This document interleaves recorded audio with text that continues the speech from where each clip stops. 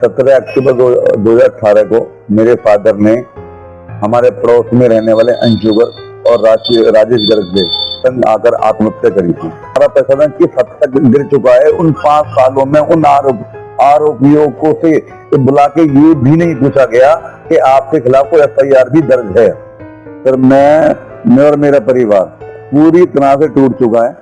प्रशासन की चक्कर काटते काटते ऐसा हरियाणा का ऐसा कोई अफसर नहीं है, कोई मंत्री नहीं है, कोई MLA नहीं है जिसके पास मैंने या मेरे परिवार ने गुहार ना लगाई हो। तो इन सबसे मैं इतना हताश, इतना परेशान हो चुका हूँ। लास्ट में मैं परसों बल्लौड़ ACP है मुनीष सहगल जी, वो उसमें SIT में चेयरपर्सन है। तो मैं उनको लास्ट ये कह के आया हूँ कि अगर 15 दिन के अंदर प्रशासन ने मेरी इस FIR पे कोई कार्रवाई नहीं करी तो 2 तारीख को मैं CP ऑफिस या ACP ऑफिस के बाहर खुद को गोली मार लूंगा। जागो सोने वालों, सुनो मेरी कहानी। नमस्कार, मैं ओम आनंद। मैं अपनी आज बात प्रधानमंत्री जी से शुरू करूंगा। आप हमेशा उनके मन की बात सुनते हैं, लोग इकट्ठा होकर सुनते हैं और बड़े ध्यान से सुनते हैं। प्रधानमंत्री जी अपनी बात मन की कहकर चले जाते हैं, उनका मन हल्का हो जाता है। लेकिन कभी उन्होंने ये नहीं सोचा कि उनकी मन की बात सुनकर सामने वाले का मन हल्का हुआ या भारी हो गया। आपको कैसा लगेगा कि सामने वाला अपनी बात कहकर चला जाए और आपकी बात ना सुने? गुस्सा आएगा।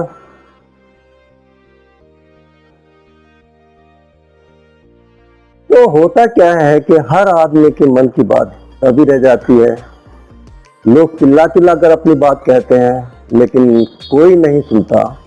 लेकिन प्रधानमंत्री अपने मन की बात कहते हैं तो सब ध्यान लगाकर सुनते हैं और उससे कितना असर होता है, कितना नहीं होता है, ये तो सुनने वाले ही बताएंगे। हमने सोचा क्यों ना एक ऐसा प्रोग्राम शुरू किया जाए जिसमें लोग अपने मन की बात कह सकें, अपनी समस्या बता सकें, अपनी कहानी बता सकें, अपनी कहानी सुना सकें, आप तक पहुंचा सकें। उनकी बात नहीं सुन रहा है कोई तो आप उसकी आवाज को इतना आगे तक पहुंचा दें कि सामने वाला सुनने के लिए मजबूर हो जाए, उसकी हेल्प करने के लिए मजबूर हो जाए। तो उसी कड़ी में आज हम गौरव जी से नमस्कार जी मिलने आए हैं। गौरव जी की अपनी एक कहानी है, दुख भरी कहानी है। पिछले 3 साल से वो चिल्ला चिल्ला कर अपनी कहानी सुना रहे हैं। 5 साल से अपनी कहानी सुना रहे हैं। कोई सुनने को तैयार नहीं है, कोई इनकी मदद करने को तैयार नहीं है। एक्चुअल में क्या कहानी है ये यही बताएंगे और मुझे उम्मीद है कि आप इनकी कहानी को इतना ऊपर तक पहुंचा देंगे। मेरे लिए नहीं, आप मुझे सब्सक्राइब नहीं करते क्योंकि मैं सच बोलता हूं, कोई बात नहीं, लेकिन गौरव जी की मदद करने के लिए सब्सक्राइब ना करें लेकिन शेयर तो आप कर ही सकते हैं। गौरव जी, जितना मुझे पता चला है 5 साल पहले करीब जी सर, आपके फादर ने एक सुसाइड किया था। जी बिल्कुल किया था। और उस सुसाइड नोट में उन्होंने किसी का नाम जिक्र किया है कि मैं इनकी वजह से सुसाइड कर रहा हूं। बिल्कुल सर। तो कानूनन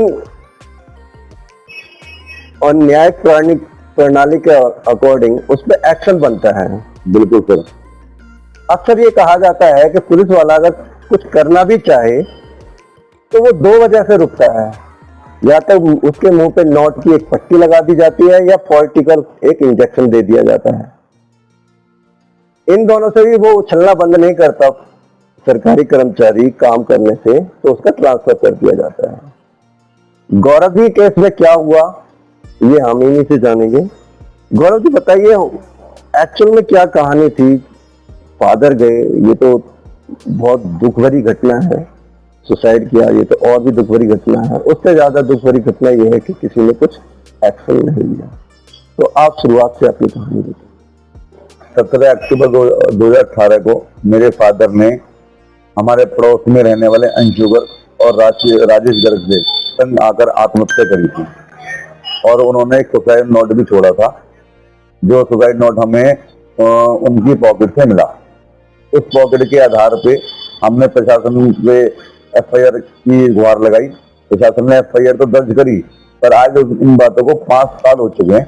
उस FIR पे कोई भी काम करने के लिए तैयार नहीं है। कोई इन्वेस्टिगेशन, कोई अरेस्टिंग, कुछ नहीं सर, बल्कि आप ये मानिए कि हमारा प्रशासन किस हद तक गिर चुका है। उन 5 सालों में उन आरोपियों को से बुला के ये भी नहीं पूछा गया कि आपके खिलाफ कोई FIR भी दर्ज है।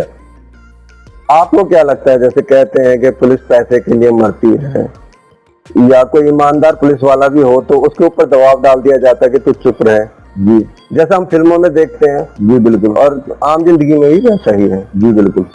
तो आपको क्या लगा इतने सालों में कि क्या हुआ होगा कि जिससे आपके ऊपर इसकी जो कंप्लेंट है इस पर 1% की भी कोई कार्रवाई नहीं है? जिनके नाम उस सुसाइड नोट के अंदर हैं, उनके राजनीतिक रसूख हैं डॉक्टर अनिल जैन और उसका PA गौरव गौतम और उस लेडी का अंशु गर्ग का भाई अतुल मंगला पलवल से।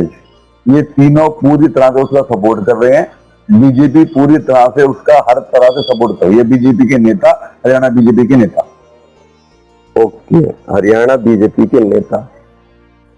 अब बीजेपी के नेताओं में कौन कौन हो सकते हैं ये तो कहना बड़ा मुश्किल है मेरे लिए, लेकिन संभावनाएं हैं। आपका डाउट है या नहीं? वो तो कन्फर्म है? कन्फर्म है। सुसाइड नोट के अंदर मेरे फादर लिख के भी गए हैं कि डॉक्टर अनिल जैन उस लेडी का मामा है। अच्छा। वो खुलेआम लेडी आज भी ये बात बोलती है, डॉक्टर अनिल जैन मेरा मामा है, उसका PA गौरव गौतम मेरा भाई है।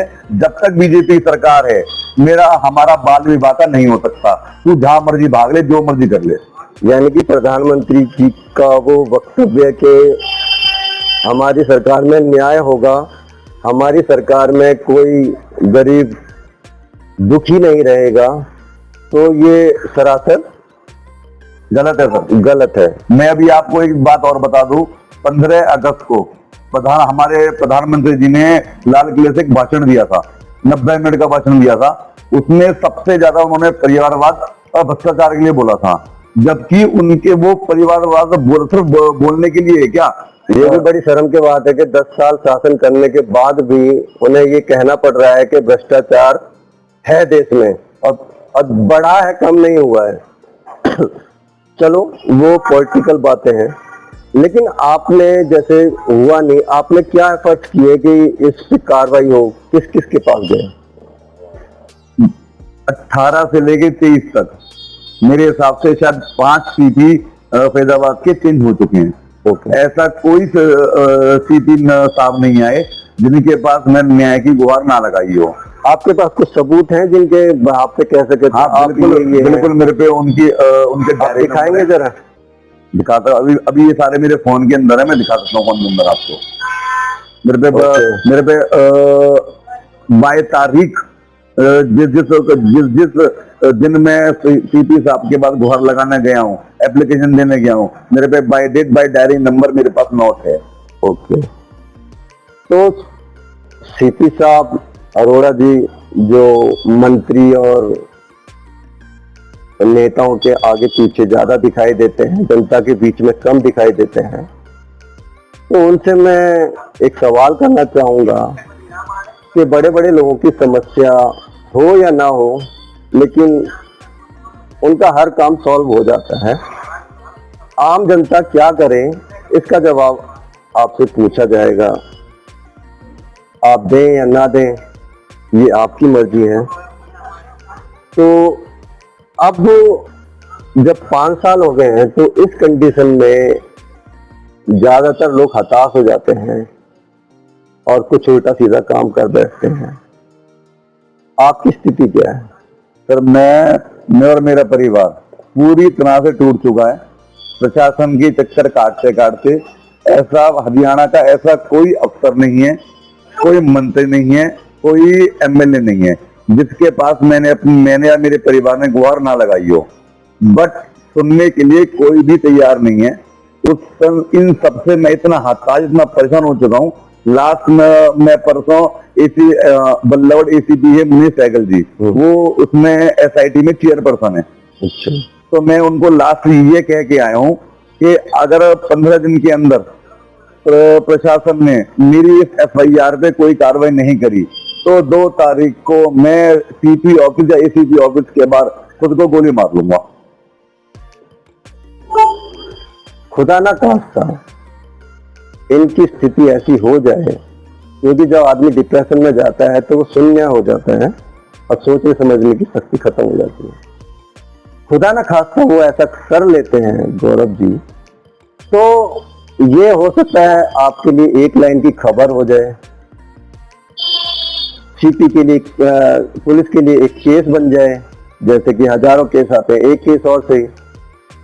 लेकिन इस एक कदम से एक परिवार बिल्कुल खत्म हो जाएगा। तो मेरी गुजारिश है कि आप इस वीडियो को इतना शेयर करें कि इनकी मदद हो सके, पुलिस कोई कार्रवाई कर सके, दोषियों को पकड़ सके, दोषियों को अंदर डाल सके। जैसा कि आजकल देखा जाता है, दोषी बाहर घूम रहे हैं और निर्दोष अंदर जा रहे हैं। तो उम्मीद करता हूं, और किसी से तो कर नहीं सकता। वैसे तो जनता आजकल बजरंग दल और राम जी के चक्कर में ज्यादा फंसी हुई है, अल्लाह के ज्यादा चक्कर में फंसी हुई है। उन्हें कुछ नजर नहीं आ रहा है, ना उन्हें रोजी रोटी नजर आ रही है, ना इंसानियत नजर आ रही है। फिर भी उम्मीद करता हूं कि आप इनकी मदद करेंगे, वीडियो को अधिक से अधिक शेयर करेंगे। और सर मैं एक बात आपसे और कहना चाहता हूँ। परसों जब मैं सीबी मुनीष सहगल जी के पास गया था, मैंने उनको ये पूछा कि मेरी एफआईआर में कार्रवाई ना होने की वजह आप बता सकते हैं क्या? जो आप सबूत चाह रहे हो, सबूत आपके को नहीं मिले आप? तो उन्होंने मुझसे ये कहा कि गौरव आपके सारे सबूत आ चुके हैं, जो हमें जुटान सब हम कर चुके हैं, हम जल्द ही कार्रवाई करेंगे। बस सिर्फ ये आश्वासन दिया और कार्रवाई नहीं करी। ये आश्वासन तो मेरे ख्याल से 5 साल से मुझे जिस भी अधिकारी के पास जाता हूँ सबके पास यही आश्वासन मिलता है कि हम जल्द ही इसको करेंगे। तो आपको क्या लगता है कौन रोक रहा होगा आपकी इस कार्रवाई को? क्योंकि करना तो पुलिस तो करती है, उनके पास ये लिमिटेड टाइम होता है कि हरियाणा के बीजेपी के नेता है डॉक्टर अनिल जैन है, उसका पीए गौरव गौतम है, और भी फरीदाबाद के सांसद है, एमएलए हैं।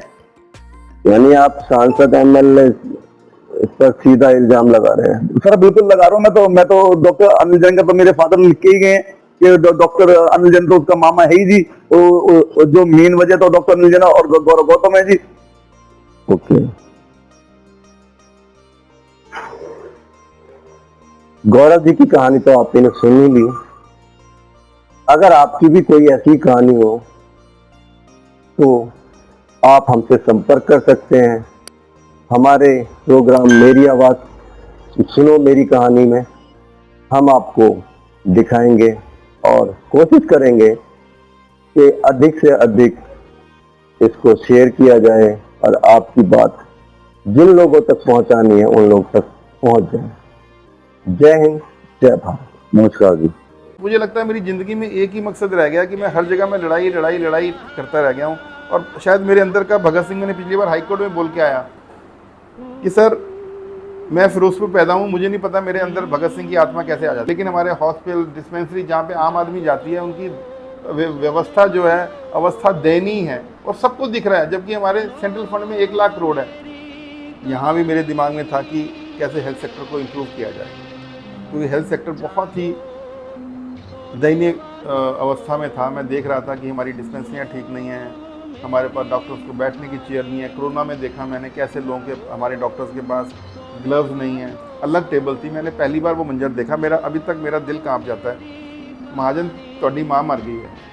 मुझे कोई ज़्यादा पॉलिटिक्स में ध्यान नहीं था, लेकिन जैसे उसने बोला कि ਤੁਹਾਡੀ माँ मर गई है आज, तो उन्होंने भंगड़ा पाया उसे, लेकिन कहीं भी मेरी पुकार का कहीं भी असर नहीं हुआ। तो मुझे लगा हारने वाला मैं हूँ नहीं, ज़िंदगी में हार मैंने कभी मानी नहीं है। जागो सोने वालों, सुनो